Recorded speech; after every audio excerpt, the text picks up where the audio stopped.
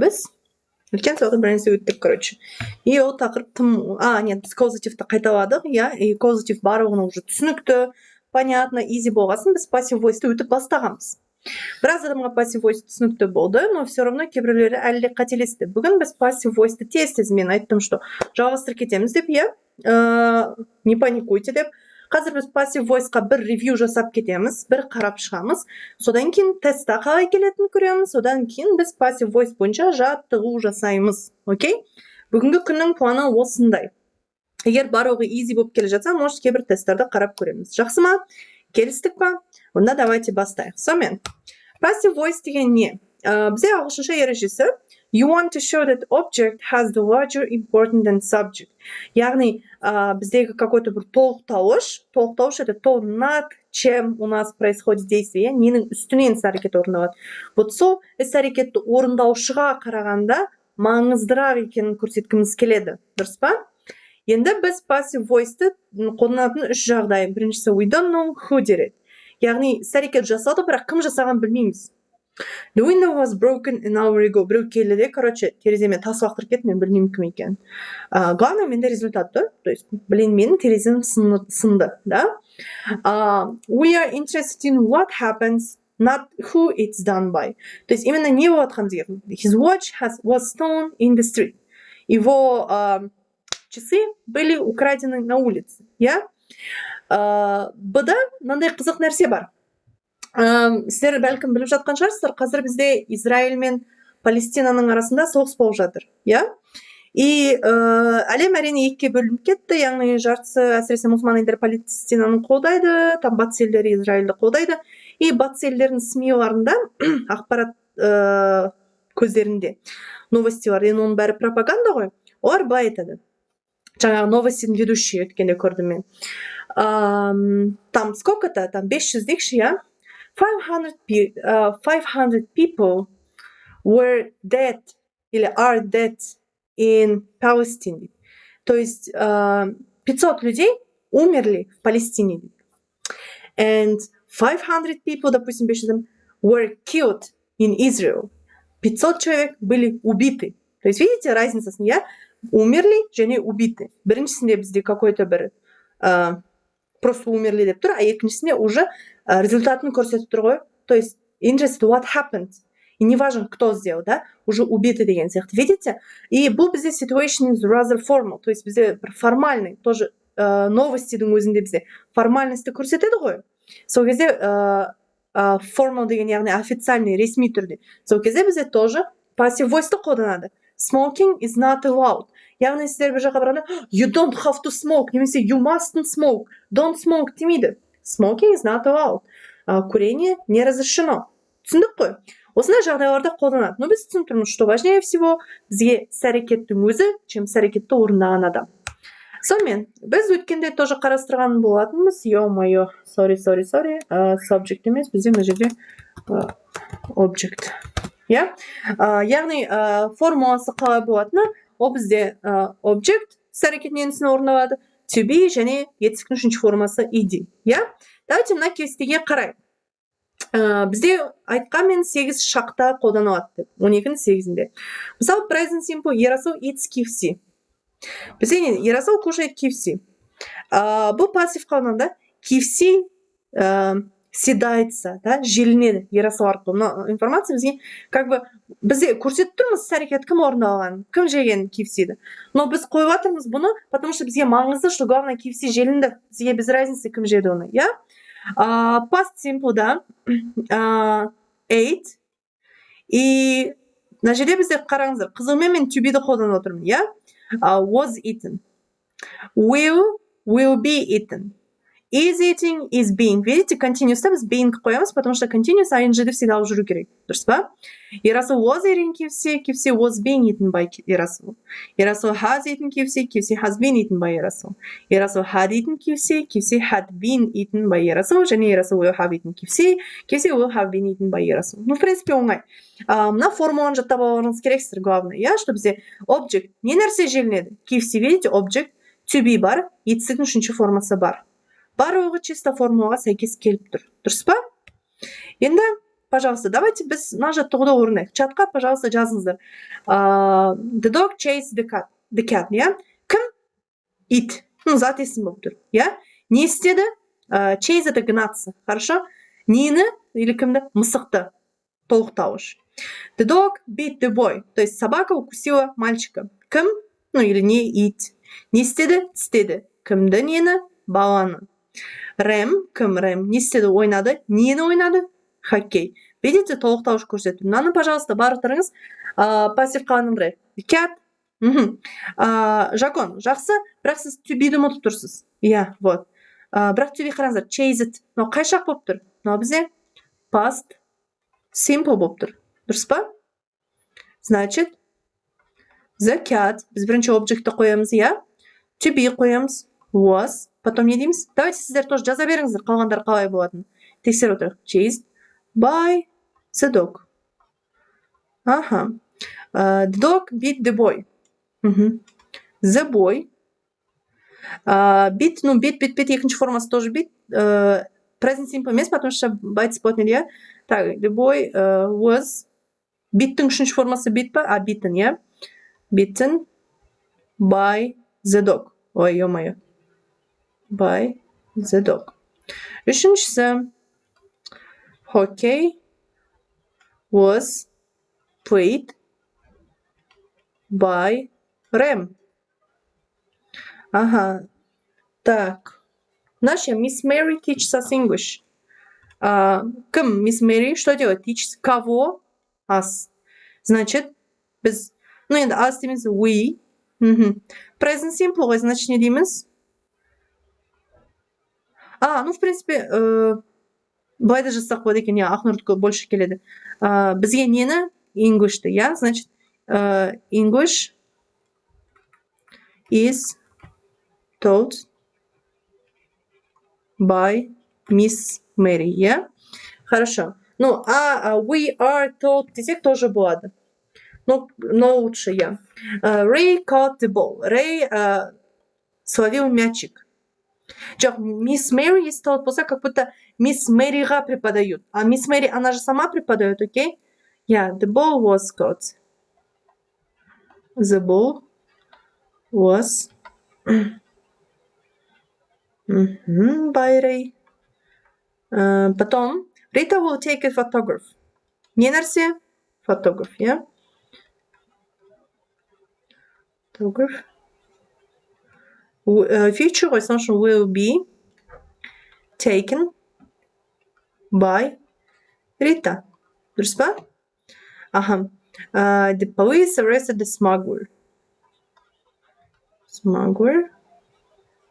В принципе, was arrested.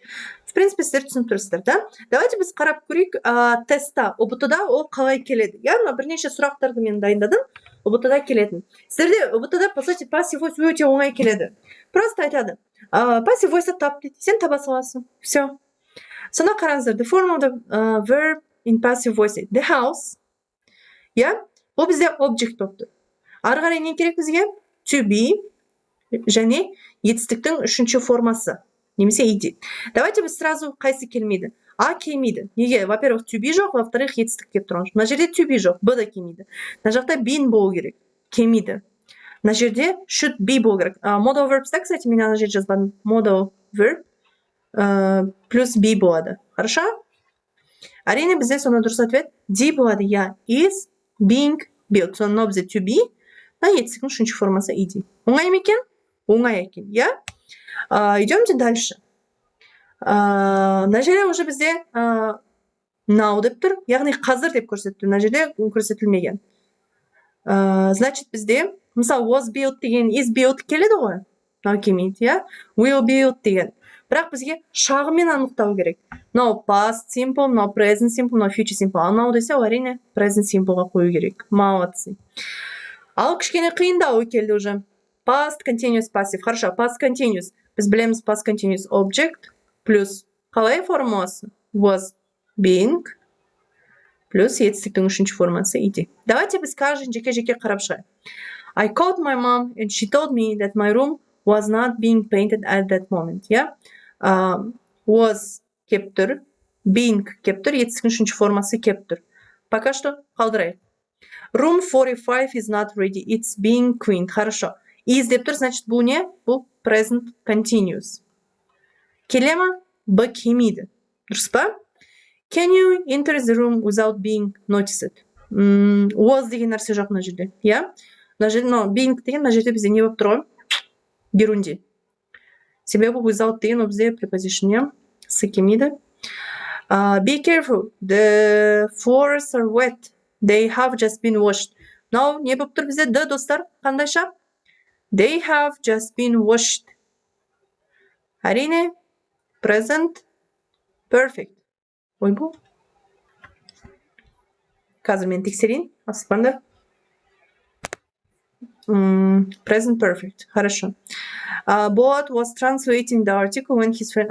Was translating the article. Бұл бізде active voice болып тұр. Я, потому что кім? Boat. Не істеп атты? Переводил. Келмейді, но келмейді. I entered the room and saw that the letters were being typed. Хорошо. Was were. Were тоже болады ғой. Being. Етістіктің үшінші формасы. Келеді. I couldn't answer you your call as one was having a shower. I ғой, no. I was having. No, тоже бізде active voice.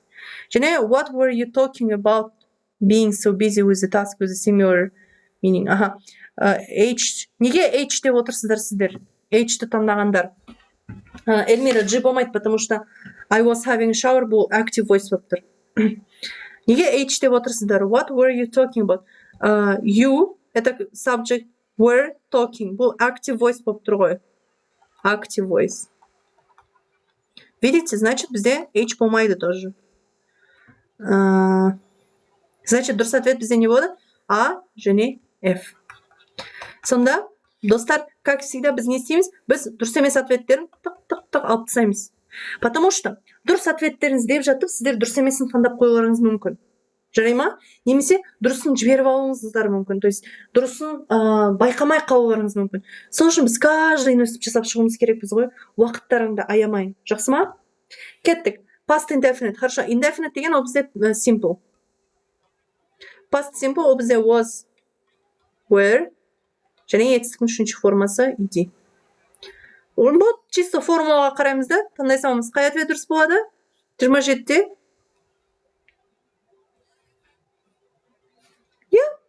И және H. Все. Чисто формулаға сәйкес келіп тұр. Я?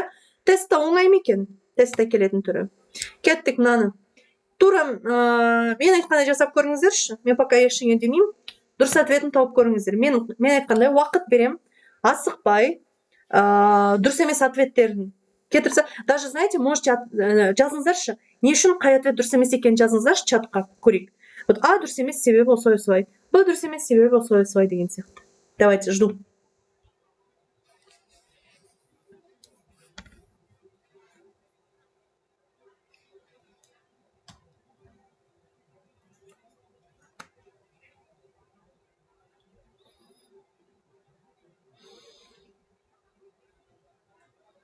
Дұрыс еместерін жазыңыздар маған. Дұрыс, жақсы, потом.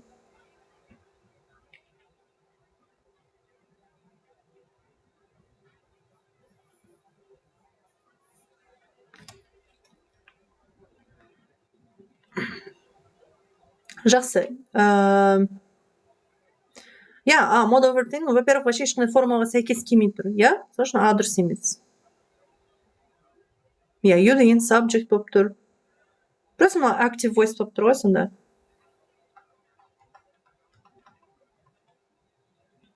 Verb үш жоқ, то есть форма сәйкес келмей тұр. G дұрыс емес, өйткені active voice емес пе дейді G. Because of I was taken. Неге active voice? Дұрыс, именно G дұрыс болады. Қараңыздар. I was to be болып тұр. Етістіктің үшінші формасы тұр ғой, келіп тұр ғой. Меня забрали в стоматологию, Вот қараңыздар, опять же, сіздер дұрыс ответін іздеу арқылы, сіздер дұрысын тастап кеттіңіздер ғой, короче. Б болады еще. The least, меньше, что меньше, is said, more is done. Сонда дұрыс ответ бізде Б, Е және Ж болады. иә, с бізде active voice, иә. People use remedies. Subject verb, иә? Так, хорошо. Идемте дальше. The correct sentence is passive voice дейді.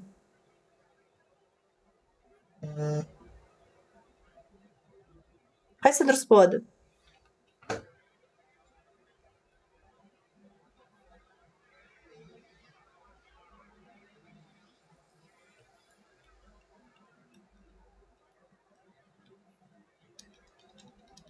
Б дейді, А дейді. Мына жерде тек бір ақ ответ дұрыс болады. А мен Б-ның арасында, иә, еще Д дейді. Хорошо.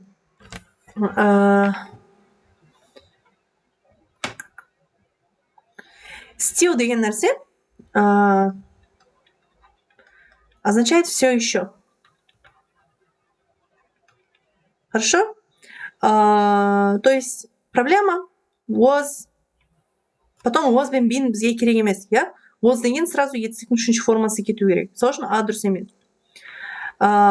Was, being етістіктің үшінші формасы келеді. Б келеді. Пока дұрыс болсын. Was stewing деп вообще айтамаймыз. Мынауды тоже. Problem were деп айтамаймыз. Problem бізде бір-ақ штук. Сол үшін мыналар тоже дұрыс емес. Түсінікті ма не үшін Б болатыны? Видите? Чисто дұрыс емес ответтерін алып тастау арқылы. Getting the printer at this moment. Wait a minute, please. Wait a minute, please. То есть қазір принтер қолданылып жатыр. Пожалуйста, күте тұр.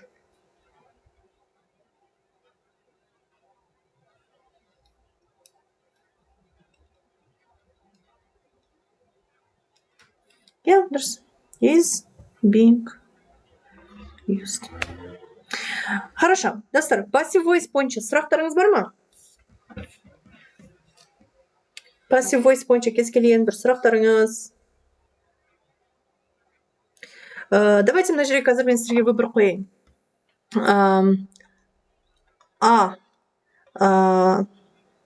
Passive voice бойынша жаттығу. Б. Тест талдау. Сіз жарты сағат уақытыңыз бар, жарты сағаттан да көп. Не таңдайсыздар? А ма, Б ма?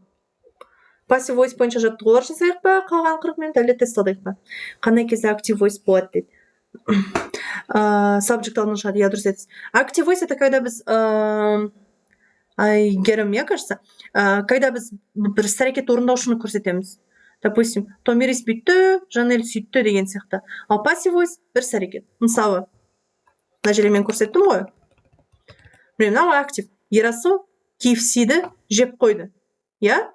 Кім Ерасыл не істеді жеп қойды, нені KFC-ді. А мына жерде KFC не істелінді, желінді. Түсінікті ма? Тест алайық. Хорошо. Жақсы. Давайте біз базаның ішінен тест алайық. Андай тест ұзақ болып кетеді себебі.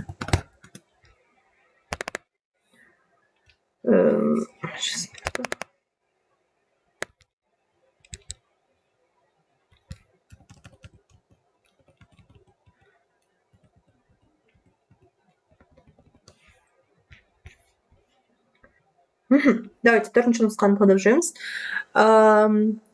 Сіздер бірінші дұрыс жауабын айтыңыздар, потом мен айтамын қайсы жауап дұрыс екен. Я?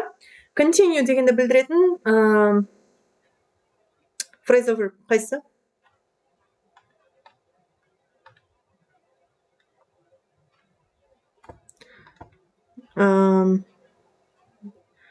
Я, с болады. Go on. Немесе бізде еще go ahead деген бар. Go ahead. Екеуі жалғастыр деген білдіреді. Хорошо? Потом бізде мынандай нәрсе бар. Up деген болса, ол жоғары, down это төмен. Яғни up'тың мағынасы более позитивный болады, я? Ал down'дікі негативный, мысалы break down дейді. Ну не всегда break up, мысалы расстаться деген білдіреді. Жақсы. Odd word. Odd деген нені білдіреді? Артық. Сіздер артық сөзді табыңыздар. Қайсы мына жерде артық болып тұр?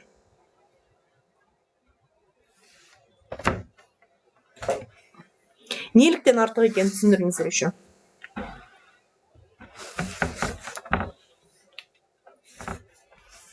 Артық және неліктен артық болып тұр. Overdo, наверное, переделать. То есть слишком много делать деген сияқты. Я, Б болады. Неліктен артық? Айтыңыздаршы. Себебі барлығына қарағанда мына жерде ing жасалып тұр. Иә? Мынаның барлығы бізде негізгі формасы тұр. Иә? Ана жерде ing жағын тұр. Қалған сөздер ойынға байланысыз. Жоқ, ойынға байланысыз. Бірақ мына жерде бізде ing тұр. Сол үшін ғана артық болып тұр. Кеттік. Gerund isn't used after the verb. Хорошо, біз gerund өттік қой, достар, иә? Осыдан кейін gerund қолданылмайды. Қайсынан кейін қолданылмайды? Gerund мен инфинитивті жаттап жүрміз ғой, иә? Жаттап жүрсіздер ма?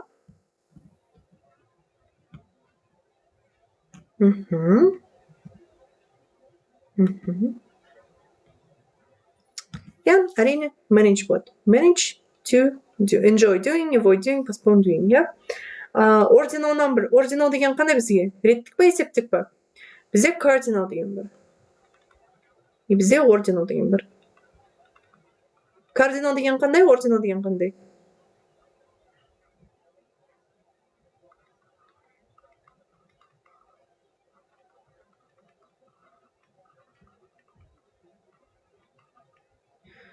Есеп реттік. Ordinal деген реттік. Хорошо? Order деген сөзімізді табамыз. Order это очередь, рет деген сияқты, типа, и әрине second болады. Хорошо? Екінші. Мына жерде қараңыздар, просто going for a деген қандай сөзбен сәйкес келеді? Going for a air демейсіздер ғой сіз. Хорошо? Going for a ride болады. То есть пойти покататься. Going for a bus деген сияқты нәрсе болмайды. Жарима просто пойти покататься дегенді білдіреді. Үш неге а дейді. Себебі gerunди мен инфинитивтің біз сөздерін жаттаған болатынбыз, Аружан, иә? Сол жерде бізде кәдімгідей жазылған. Enjoy'дан кейін бізде ing, avoid'дан кейін бізде ing, postpone'дан кейін бізде ing деп жазылғанда, ал manage'дан кейін бізде to деп жазылған. Егер соны жаттаған болсаңыздар, онда мынау easy болады. Жақсы ма? Түсінікті ғой? Сол кесте бойынша. Кеттік. Object pronoun деген қандай еді? Me, you, them, кімді деген, иә? Мына жерде қайсы? Әрине 6а болады, иә? Оңай екен. Жетінші. The correct word order in the sentence. Видите, біз сұрақты көріп тұрмыз. Сұрақ болғанда көмекші етістік сөйлемнің басына шығып кетеді. Значит, жетіде не болады? Жауаптарыңызды күтейін.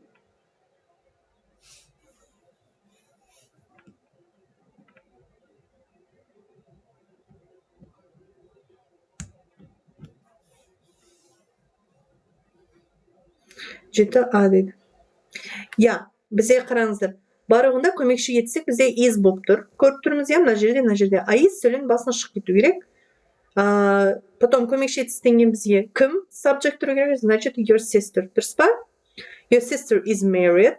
Your sister isn't married. Не, қарай. Your sister is sister, я? Married. Your sister isn't married. Және is your sister married. Хорошо?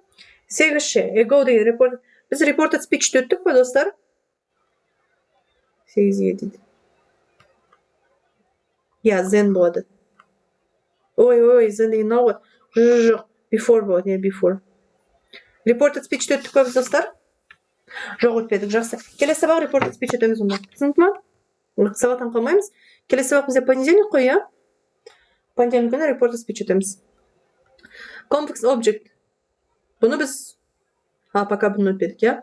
Бұл жерде қараңыздар. Бізде бір какой-то бір object тұрады. Екі жағынан ол етістікпен қоршалып тұру керек. Вов. Неге before? Себебі ол сонда ереже бар. Мен сіздерге көрсетем келесі сабақта. Хорошо? Complex object'ті reported'тен кейін өтейік, жақсы ма? Сонда қараңыздар. Мынау you деген object, want. Ал want-тен кейін бізде инфинитивтің ережесі бойынша to болу керек қой. Значит, мынандай өлең бар. Мен сіздерге көрсетейін қазір.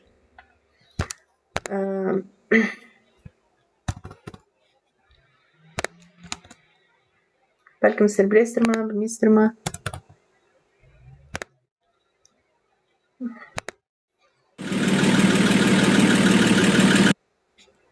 Ой, нет.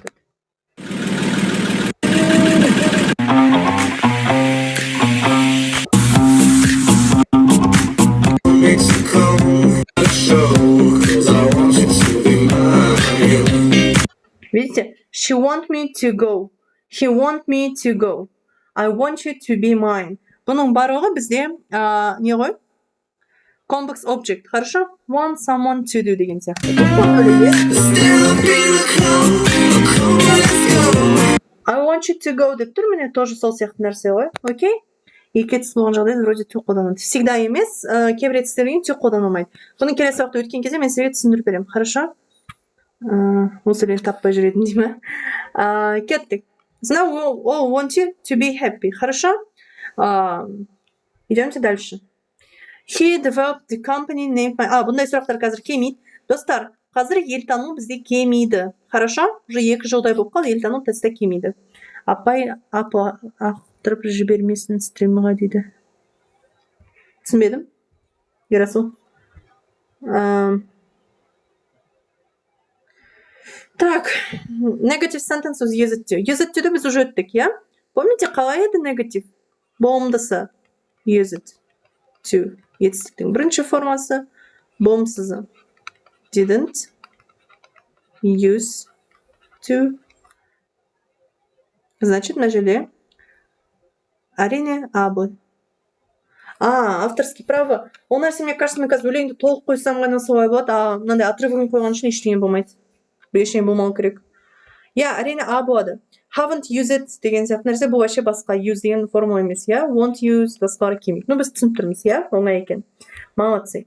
Indefinite pronoun. Indefinite pronoun деген жаңағы any, some деген сияқты нәрселер ғой.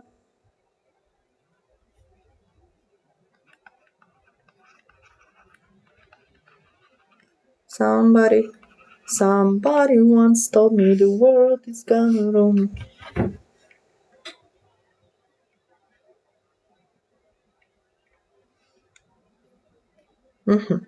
Свобода. А неге б болмайды, айтыңыздаршы? Вот неге б болмайды? Бізде бір ақ дұрыс болатын жерде, достар. Неге б болмайды, кім айтады маған? Come on, let's go. You want me to go? She want me to go. And if you wanna fight. И что? Біз саналатын зат есімені қолданамыз ғой. Books болады. Әрине. Самнан кейін, бізде достар, самнан кейін бізде немесе plural noun болу керек. Book емес books. Немесе uncountable болу керек. Хорошо? Но сөйлемнің өзі дұрыс емес қой, мына жерде books болу керек. Молодцы. Идемте дальше. Noun. Қайсы noun? Exist – это существовать. Да? Degrade – это типа падать, деградация деген сөз ғой, падать, уменьшаться деген сияқты. Foreign – это бізде foreign language деген сияқты, иностранный. Imaginary – это қияли. Courage – это храбрость. Кэти Перри тыңдайтындар бар ма? Have I деген өлең бар. Courage. Әрине courage, храбрость. Достар, білмейтін сөздерімізді әрдайым жазып отырайық. Хорошо? Ертең сіздерге керек болады. Кеттік. Мынау бізде proverb, мақал. Алдағы сабақтарда мен сіздерге мақалдарды беретін боламын. Хорошо? The grass is always greener on the other side of the... То есть, на другой стороне забора трава всегда зеленее. Хорошо там, где нас нет деген сияқты нәрсе ғой. Forest – это бізде лес. Лес деген дараман көргендер бар ма? Castle – это замок. Fence – это забор. House – это дом. Hill – это home. Silent Hill деген фильмді білесіздер ғой, Дұрыс ответ қандай болады екен сонда? Трава всегда зеленее на другой стороне забора. На другой стороне дома емес. То есть, орысшасы бұның аналогы. У соседа трава зеленее дейді орыстар. Немесе хорошо там, где нас нет, көршінің шөп жасыл деген қазақша қандай аналог білесіздер сіздер өздеріңіз. Кеттік ары қарай. The correct order of interrogative sentence. Хорошо, interrogative деген біз білеміз, ол сұраулы.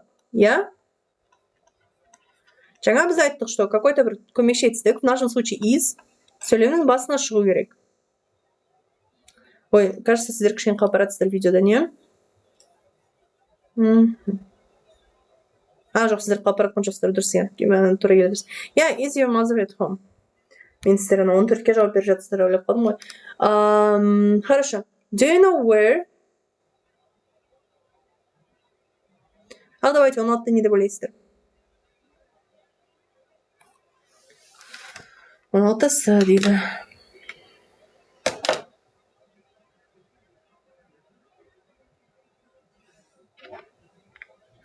Жақсы. С-ны таңдап отқандарыңыз дұрыс. То есть таңдап отқандарыңыз дұрыс, бірақ жауап дұрыс емес. С болмайды. Мынандай нәрсе бар. Қараңыздар. Двойное отрицание, двойной вопрос деген понятие бар. Двойное отрицание деген қандай? Бізде, допустим, never немесе no деген сияқты сөздер уже сразу сөйлемді болымсыз қылып жібереді, иә? Допустим, мен айтамын I don't have any money. Немесе сіздер айтасыздар I have no money. Бірақ сіздер айтамайсыздар I don't have no money деп айтамайсыздар. Мынандай скриншоттап алып отырыңыздар, хорошо, или потом видео. Бұлай айтуға болмайды. Вот сонда қараңыздар. Сол сияқты сұрақпен. То есть сізде do you know деп мына жерде уже сұрақ қойып тұр. Бас жағы сұрақ болғансын, аяқ жағына сұрақ қою қажет емес. Просто хабарос сөйлем. Do you know where Tom has gone болады? Дұрыс ответ А болады. Түсінікті ма? То есть қалай мына жерде двойное отрицание қоя алмасақ, мына жерде двойной вопрос қоя алмаймыз. С дұрыс емес. 16-шы сұрақ түсінікті болды ма? Не үшін А екен сіздерге?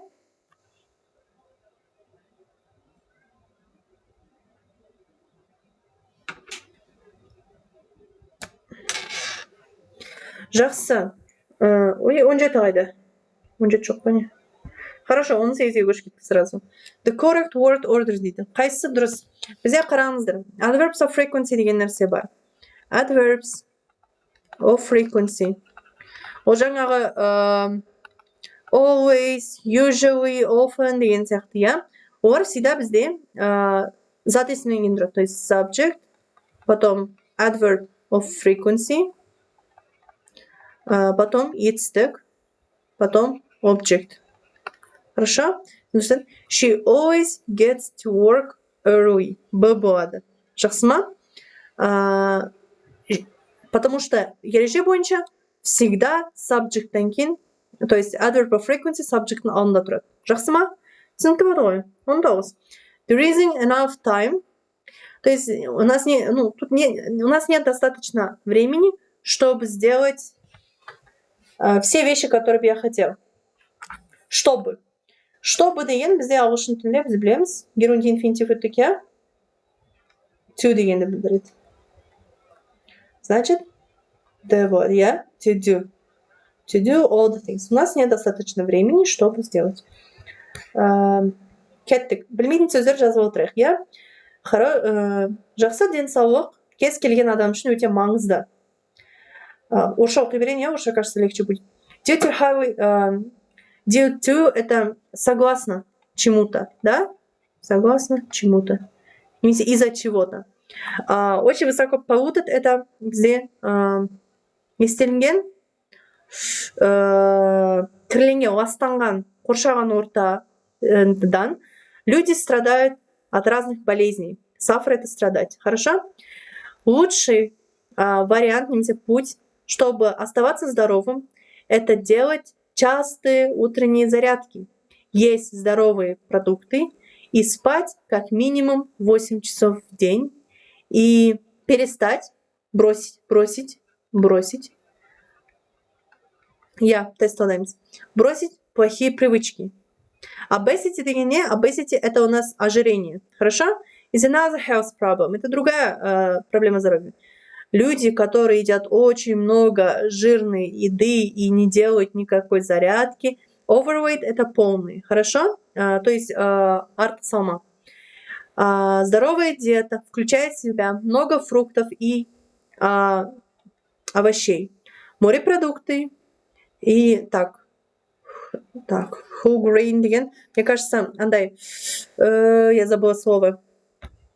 Цельнозерновые. Цельнозерновые продукты. Цельнозерновые деуші ме? To be healthy, you should stop eating cats. Cats are healthy, деп па?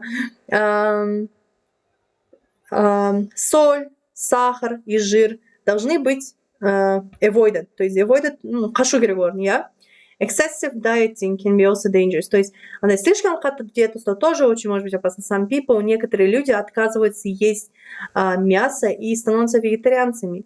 Хотя все же Доктора говорят, что мясо это самый лучший source, это типа, ну, source of nutrition. Nutrition, ну, мы понимаем, да? Пайдалы жаңағы нелер. Перевод қиын ғой. The best ways to stay healthy and fit are to go in for various sports. То есть лучший путь это остаться здоровым, это вот әртүрлі спорт жасау, spend lots of time on the open air. И таза ауада көп уақыт өткізу. Кеттік. One of the reasons that causes health problems is қайсы болады? То есть одна причина, из-за чего у людей проблемы со здоровьем. Қандай екен? Мына жерде еще being overweight, я? То есть одна из причин, почему у людей проблемы со здоровьем, это то, что они полные. Кеттік ары қарай. Comparative degree of adjective. Біз помним comparative degree болған кезде бір syllable болса біз R, ал көп syllable болса, көп жауап болса more қоямыз. Қайсы дұрыс болады? Уже бірнеше дұрыс жауап шығады мына жерде.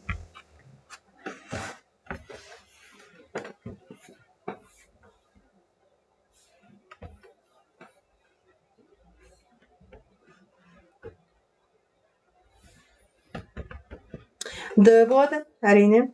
More interesting. Және more heavy жоқ. Heavy бізде heavier болады. Кім айтады, неге heavier болып кетеді? Неге more heavy емес? Екі мың ғой. Heavy, я? Неге heavier болып кетті? Ойбай, қанша әріптер жіберіп тастадыңдар. Дұрыс ответ бізде тек максимум 3 ответ дұрыс болады, достар. Definitive. Так, Б болады. С болады. БСД. Я дұрыс, молодцы, бізде себебі мына жерде Y тұр және алдына дауыссыз дыбыс тұр. Я? БСД. Хорошо. Possessive case. Possessive case деген не екенін білеміз ғой, я? Мысалы, так. Ой, мен қате жаздым ба? Мысалы, айымның деген сияқты, я? Қайсы дұрыс болады? 22-де. Достар, максимум 3 жауап дұрыс болады. То есть, бір жауап, не 2 жауап, не 3 жауап. Так, елену я. CH дейді. My brothers are 7 and then бұл жерде ешқандай. My grandmother. Мына жерде қараңыздар. Grandmother емес, пенсионер. Кім? Пенсионер, я? Мына жерде is ғой. Is, я? Болмайды. Arman's shirt. Арманның футболкасы. С дұрыс болады. Жансая is 15. Хорошо? John is from France. Келмейді. My father is reading. Келмейді. My mother has already. Has болып тұр. Қайрат строимыз. Сонда? С және H болады. Молодцы. Красавчики. Кеттік. Fast food restaurants are very popular with young people. Fast food restaurants are... Fast food рестораны очень популярны среди молодежи. Енді осыған same meaning, яғни ұқсас, бірдей мағына. Бірдей мағына. Қайсы мына жерде? Favorite places of young people. Жастардың жақсы көретін жері қымбат, жақсы емес, өте арзан, өте удобный. Жастар арқылы посещается, но бізде passive voice болып тұр, қараңдар. Жастарға жаман және өте опасный. Но, в принципе, passive voice қада келеді ол бізде. Потому что мне are деп тұр және visited, я? Ары қарай етістіктің 3-ші формасы иди болу керек. Молодцы. Тек қана сол ғана. Мағына жағынан да кеп тұр.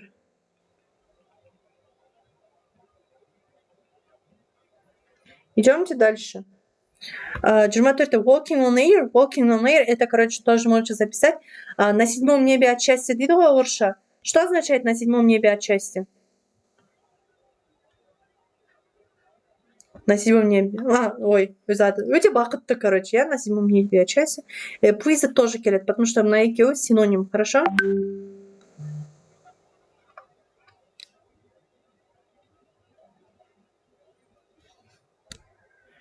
Так, sequence of tenses. Мен сіздерге sequence of tensesті түсіндірдім ғой, помните? Чор, чмо деп басты, я? Түсіндірмедім бәлде.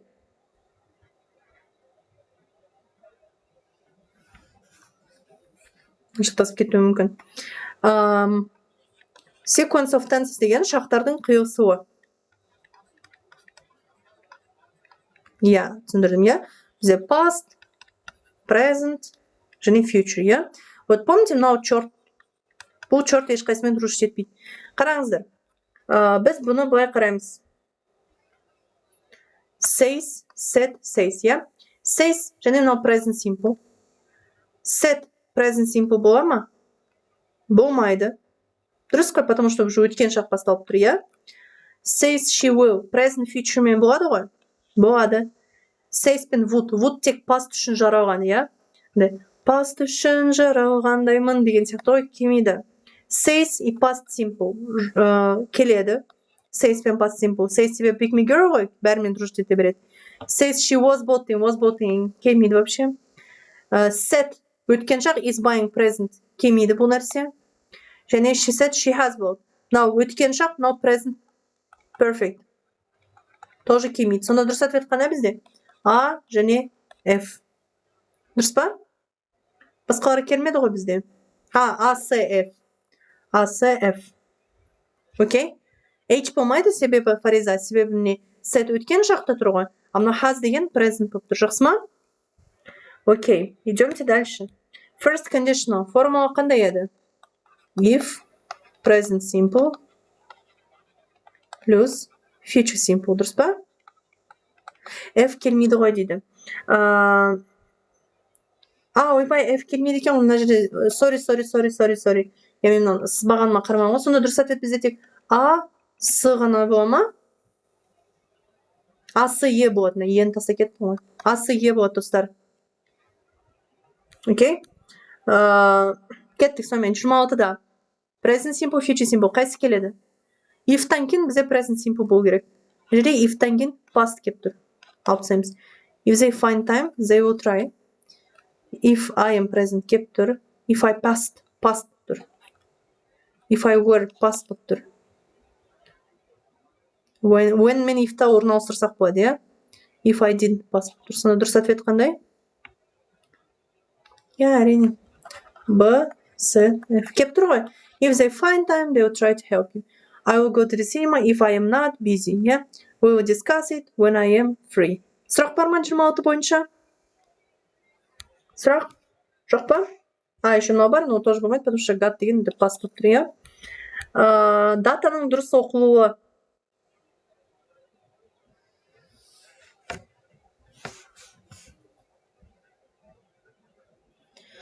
Жиырма жетіде қайсы дұрыс болады?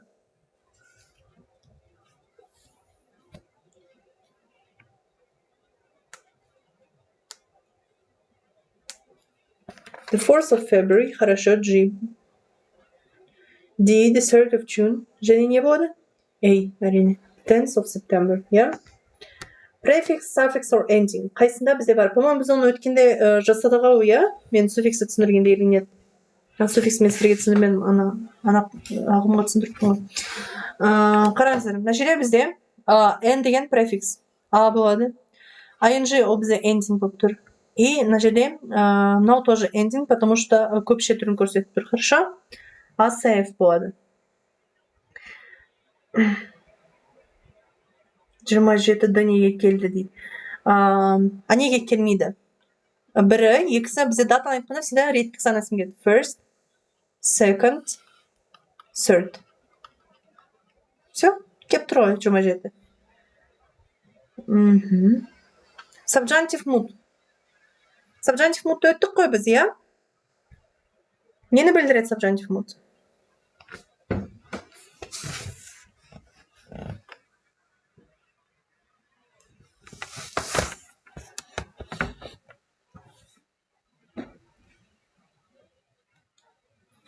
Я dissatisfaction with present, regret about past. Помните, мен сіздерге айттым, осындай болып келеді деп, иә, subjunctive mood? Ну, 30, давайте, 30-бен бітеді, иә? Кеттік. Traveling by train is more, то есть путешествовать на поезде очень интересно, более интересно. На поезде у тебя есть скорость, комфорт и, типа радость, да, все вместе. Из комфортных сидений поездов, железнодорожных вагонов, да. Carriage – это вагон, railway – это железнодорожный, хорошо? У тебя есть такой splendid – это вот хороший деген үлкен view. Вид на всю страну деген сияқты ғой. Ты можешь видеть интересные места страны. Так. You can see interesting places of the country, в которой ты путешествуешь, и наслаждаться красивой природой. Это может быть быстрый автобус, быстрый поезд или пассажирский поезд. Дұрыс па? И нет никакой no doubt дегенде нет сомнений, да, что это более удобно путешествовать быстрым поездом, потому что он не останавливается на маленьких станциях, да, и это берет меньше времени дойти до своей точки. Так, modern trains, сонымен while traveling by train, you can уже нәрсе айтылды. See interesting places, және enjoy different nature. Я басқа ештеңе жоқ. Хорошо.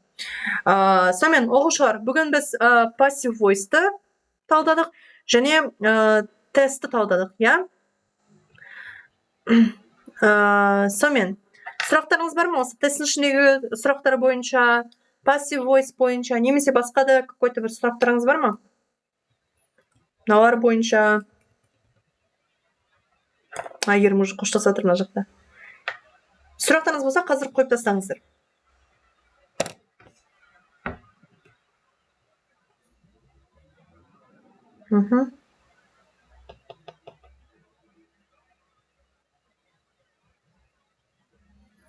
Жақсы. Ешкімде егер сұрақ болмаса, онда всем пока. Без сұрақ келесі нұсқаны лучше келесі сабақта бастайық, хорошо? От начала до конца. Потому что шатас кетеміз, потом нұсқалар бізде қалмай қалады.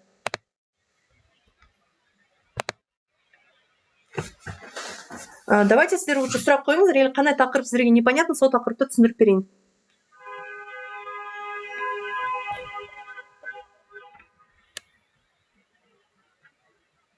Causative, passive voice.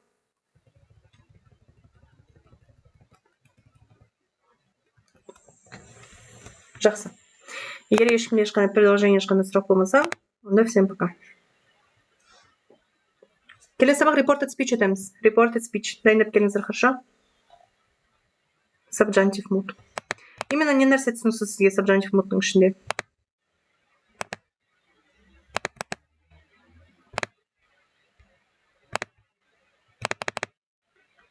Past simple'да не түсініксіз сізге. Subjunctive moodтен past simple'да именно не нәрсе түсініксіз, соны айтыңыздаршы. Так. Subjunctive mood бізде wish және if он. Осы кезде бізде үш түрлі форма кетеді. То есть past simple қолданамыз,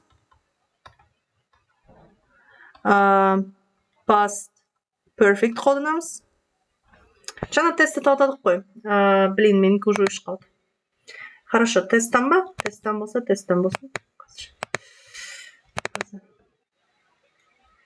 Complex object пен subjectті біз келесі сабақта өтеміз. Қазір оны айырмашылығын түсіндірсем, біз біраз сағатқа жоғалып кетеміз.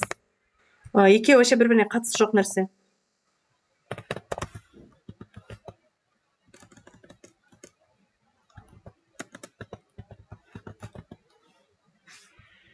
Сонда қараңыздар.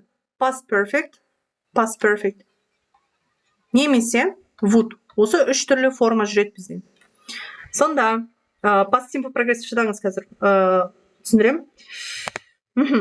Сонда қараңыздар. Нәс subjunctive mood. Ладно, мына жерде express істеп тұр. Сөйлем тестта. Міне қараңыздар. I wish we.